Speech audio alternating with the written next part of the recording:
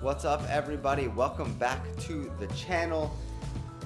Today we're going to go over some things you can change or update in 2020 to your diet in order to help you reach your weight loss goals or your physique goals, especially if you are hitting a plateau, a little demoralized after the holidays, etc. So if you're excited for the content, please give this video a thumbs up, subscribe to the channel if you're new, and share the information with people you may think would benefit. I hope everybody enjoyed their Christmas. We're a few days on past the Christmas holiday with New Year's right around the corner. So again, cover some good material. I got to get a run in before work today, which I need to leave in about an hour, so I have a lot to do, some food to cook, but I'll take you along with me. Time for a run. Let's go. Just like that, we're ready to get out and get on this run. Let's see how we do. So what we'll generally do is I will get about a quarter to a half mile of warm-up jogging in at a decent pace, and then work up into my high-intensity sprints, which are generally about the width of my yard, which is a little over 140 feet wide. So I sprint at least that, maybe a little bit further. I try to get 15 to 20 of those sprints in.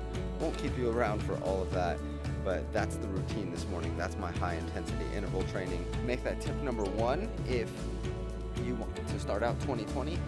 Create an action plan for physical activity. If you are not being physically active now and you're not reaching your goals, maybe that's what you need to change. Consider going out for long walks, jogging with your dog, getting a gym membership. I know I go to Planet Fitness because of the cost. It's $10 a month, $20 for the Black Card membership, and you can go basically anytime. They're open 24 hours unless it's Thanksgiving or Christmas. And you can just go there, learn the machines, lift a little bit of weights, get on the treadmill, get on the elliptical, do something more than you're already doing. I know my wife at one point bought me a spin bike for the master bedroom. It was about $75 used on Facebook Marketplace. Just find something, get it in the house, make it convenient for you. That's why I just like coming out front, outside, and getting my runs in. It's definitely convenient. I don't have to go anywhere. It takes a lot less time because of that, and I still get a lot of bang for my buck. It's free, minus some shoes and some clothes, and again, I'm able to get a lot out of it. So get active.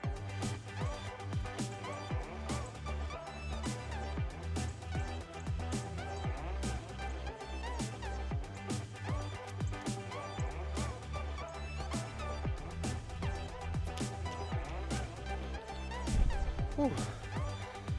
All right, warm up done. Get some stretching in, catch my breath. Start out at around 65% intensity on these sprints.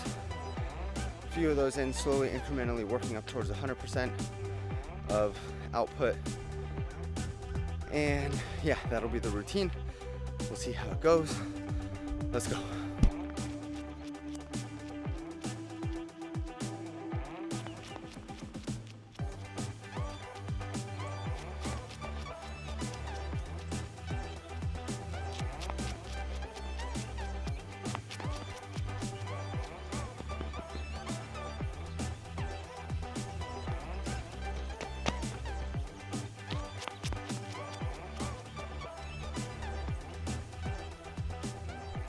All right, caught my breath watching soccer. What we have for lunch is, took it out already, we have a huge sirloin, Vital Farms pasture-raised eggs, and a little bit of riced cauliflower with some Vital Farms eggs mixed in as like a stir fry.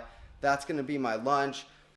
All right, food is cooked, just need to cut it up and prep it, get it in my cute lunchbox to bring to work. But tip number 2 for helping you reach your goals in 2020, your physique or weight loss goals in 2020, something different you could do that you might not already be doing is to count your macronutrients.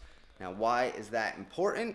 I don't think it's the be-all, end-all. Let me get that out of the way first and foremost. I do think that for people who just feel like they're trying everything maybe besides this and are struggling to reach their weight loss goals. There might be some value in tracking, right? Some people especially in the beginning, aren't great at being in tune with their natural satiety signaling. And if that's you, and I was one of those people for a long time, then count your macros. It's not going to be precise. It's not going to be perfect, but you can do the best you can. There's a ton of information. Some people use Carb Manager. I always used MyFitnessPal. There's other ones. There's even some you can pay for that change your macros based on your goals for you. But find something you can use. Weigh your food. Count it. Do the best you can. I like MyFitnessPal, and a lot of these macronutrient calculators do this. You could just scan a barcode. 99% of the time, the food item is going to be found in MyFitnessPal already, so it makes it easy. You just then have to, make sure you weigh the food, measure it correctly, add it into MyFitnessPal, and so on and so forth. But again, if you're struggling and you haven't started counting your macros, what if you're eating 1,500 calories of fat every day, which a lot of people on a ketogenic and even carnivore diet do? They're just told, we need fat, we need fat, we need fat. Let me turn down the TV. And you do. Your body can either burn fat from your plate or burn fat from its stored energy sources. It can't do both simultaneously. The liver and the body will prioritize exogenous calories coming in for processing and ship them off to the appropriate places, some for storage, some for energy usage. So if you overeat fat, you are not going to reach your weight loss goals. Ever wonder what dogs are supposed to eat? Come here. Sit.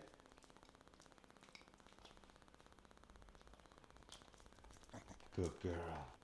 You want one more? Okay, come here. Good girl. All right, tip number 3 for creating a new you and hitting your weight loss goals in 2020 is, and this is going to piggyback off of tracking your macros, and that is to be mindful of the amount of energy you're eating. And again, with that means also be mindful of the protein you're eating. Protein is not an energy source for the body. Yes, it can be converted into glucose through gluconeogenesis, and if you are on a low carb diet, the chances are that happens already. The brain is a big consumer of glucose. Obviously, it can use ketones as well. Let's get the dog outside. But it is a big consumer of glucose, as are some other organs.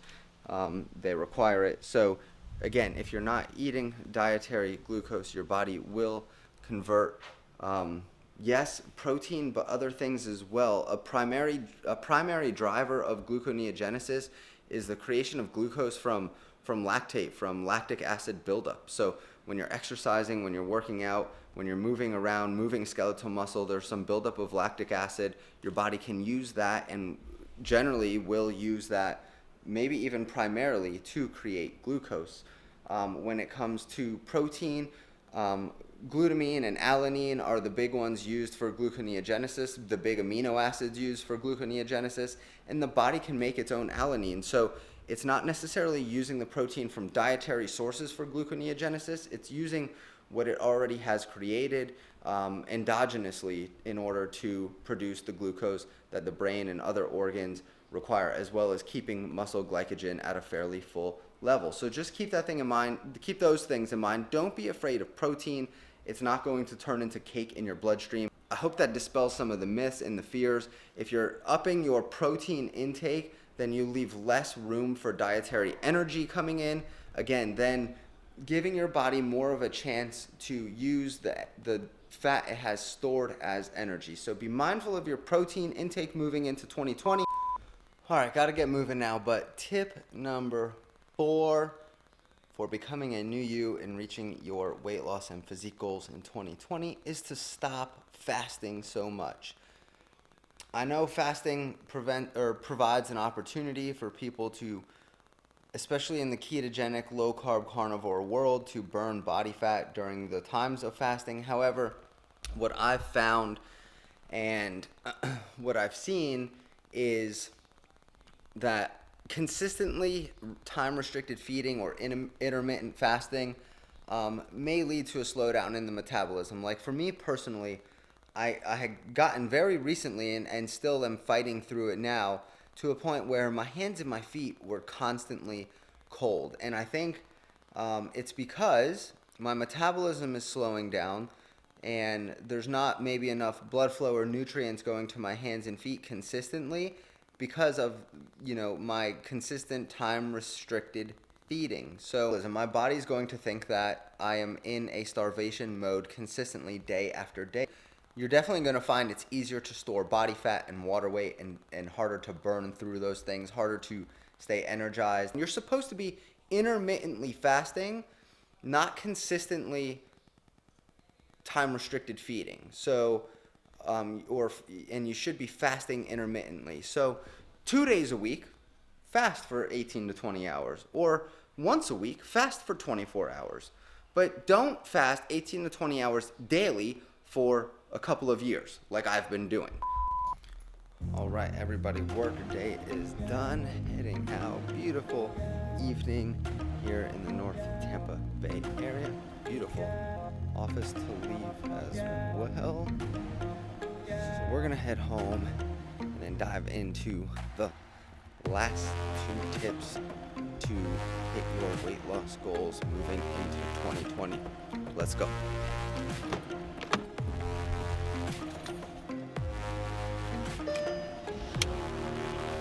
Time to get on the road.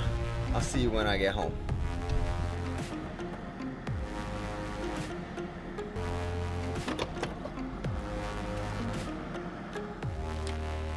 Boom, and just like that, we're home, changed, and ready to end the evening / wrap up this vlog. But before we do, 2 more important things to touch on.